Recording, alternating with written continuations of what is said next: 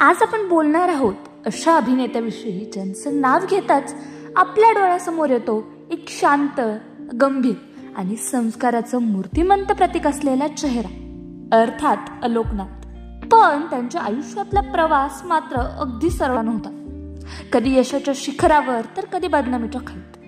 चला जाणून घेऊया त्यांच्या आयुष्यातील काही असे टप्पे जे अत्यंत निर्णायक ठरले. सन 1980. एक दूरदर्शन मालिका रिश्ते नाते यातून अलोकनाथ यांनी अभिनयाच्या प्रवासाला सुरुवात केली. पण खरी ओळख मिळाली बुनियाद या गाजलेल्या मालिकेतून. हवेली राम हे पात्र इतकं लोकप्रिय झालं की अलोकनाथ हे नाव घराघरात पोहोचले. टीव्हीवर त्यांच्या संस्कारित वडिलाच्या भूमिका एवढ्या प्रसिद्ध झाल्या की मग मोठ्या पडद्यावरही त्यांना बाप हेच स्थान मिळालं.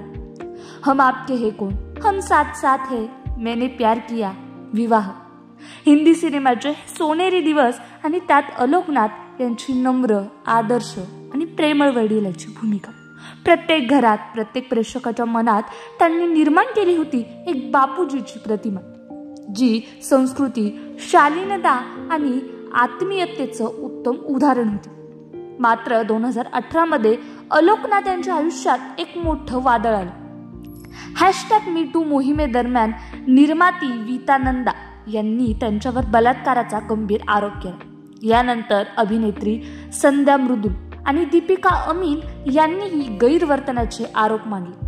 या आरोपामुळे सिने टीव्ही कलाकार संघटनेने त्यांचं सदस्यत्व रद्द केलं. खटला मात्र काही ठोस पुरावे नसल्यामुळे बंद झाला आणि त्यांना अटकपूर्व जामीन मिळाली. पण या वादानंतर त्यांनी इंडस्ट्रीपासून स्वतःला पूर्णतः दूर केले.